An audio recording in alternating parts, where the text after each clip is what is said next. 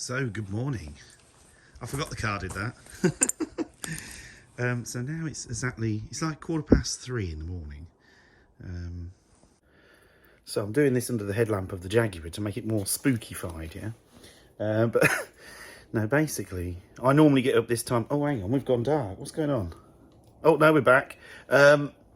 Basically, I always get up at 3 o'clock in the morning to start work at 4 o'clock in the morning. So actually I switched my alarm off thinking I'll have another hour, and I woke up anyway, so I thought to myself, I'm just going to go. So I've just finished packing my bag, phone charger, that sort of stuff. I'm just going to pull the Jag out and pull it forward, and then I just need to check my, oh, here we go again. Obviously it's on a timer here. And then I'm going to just check my car phone, because I went to use the car phone on this the other week and it didn't connect to my phone. I don't know, it's because it hasn't been used for a while and it just needs reconnecting. I don't know, but I don't know if I can remember how to do it, to be honest, so we might not bother yet. But I just got to do that. I got a full tank of petrol last night, £124 from where it was. So, yeah, not too bad. Right, the lights keep going off. I'm going to get in and I'm going to pull it out and I'll catch you. And maybe I might make a little video when I get to the services, all right? It's a bit dark around here.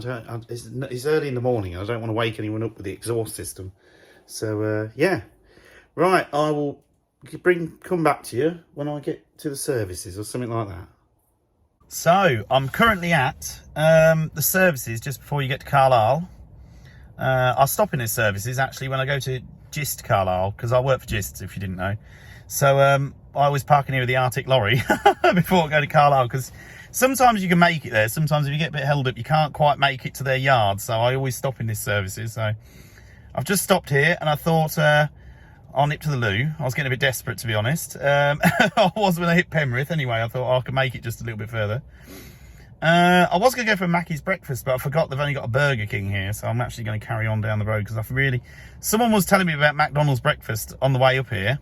So I've got a car phone in here, a proper one. It's really good, actually. I was quite surprised. I haven't really used it ever. I've had a car 5 years, never used it. But so I've got Mackey's breakfast in my mind, so I'm going to head a bit more north. Now, after Carlisle, I've only ever drove that way once, and that was a few years ago, so I don't actually remember what was up there. But there's bound to be a McDonald's somewhere, surely. If not, we'll have to settle for a Greg's or something. So, yeah. So I'll show you the fuel situation. So I filled it up when I left, and let me show you. Now, that isn't bad, is it? I've drove all the way from Lincolnshire, Spalding, all the way to here, and I've not even done half tank. And I've been averaging about 35 miles per gallon. So I don't think anyone can complain at that. I think that's pretty good for a V8. So yeah. So now I'm going to punch in the sat nav. Oh, wrong button. Where am I going? Oh, your nav. There we go.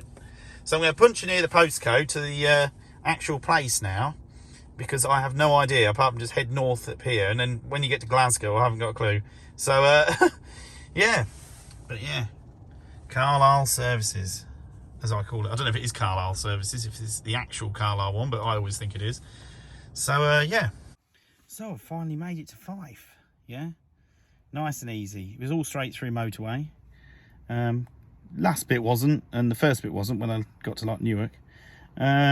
Now the Jag literally was on a quarter of a tank of petrol left. So actually it didn't use all what I put in last night. So I've been and topped it up again. Cost me about 88 pounds, I think, to fill it completely to the top. And it cost me over 100 and something pound last night. So yeah, realistically I should be able to get back on a full tank of fuel again. So that's quite good. So it's actually cost me less to get up here than I actually thought it was going to be. I was thinking a tank to get up, well, a tank and a half up here and a tank and a half back, but it's actually only taking a tank up here and a tank back, so that's pretty good. So yeah, so that's all right. So yeah, so I'm actually at my apartment right now. So let me show you what it's like. So there we go. It's got a projector for the TV, though I probably won't bother using that, to be honest. It's got a nice kitchen. Look at that.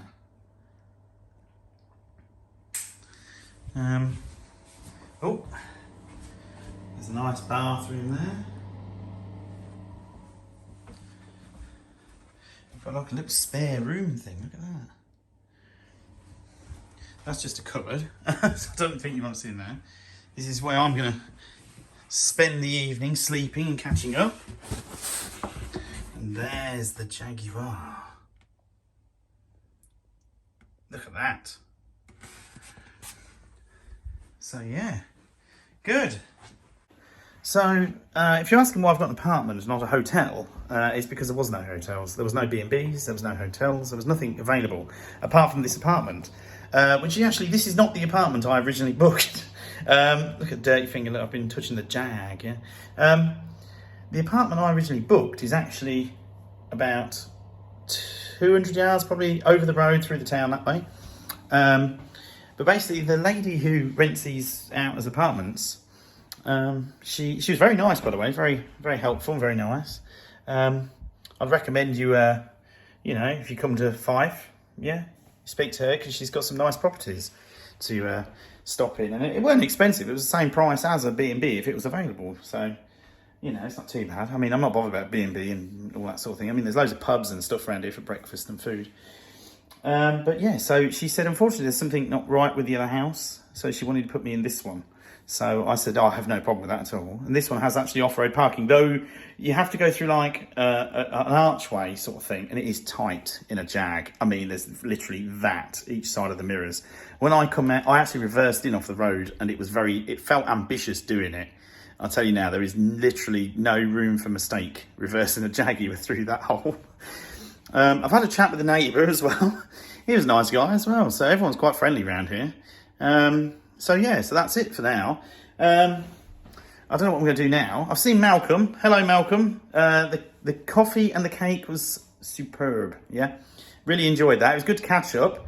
So like I say, if you don't know who Malcolm is actually one of my first ever subscribers. And we've always chatted for years and on Facebook and Instagram, but we've never actually met. So we've just met up and had a nice coffee and a cake. And it was quite good, actually. I quite enjoyed it. The time went really quick, to be honest. We were just chatting all the time. Quite enjoyed it. So hopefully we can do that again in the future sometime.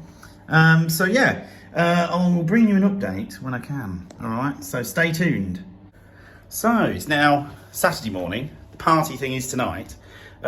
Yesterday I actually went to go and see Marco and Alan at the Rusterone place. That was a really good night. I quite enjoyed that. We shared a bottle of wine. It was all good. It was a good laugh, chat, have a quick look at cars. I said I'll have a proper look today. And yes, it was good. So this is now the next day. So what I'm going to do is I'm going to finish this video here. And then we're going to start a new video for today. Yeah. So thanks for watching and I'll see you all very soon in the next video.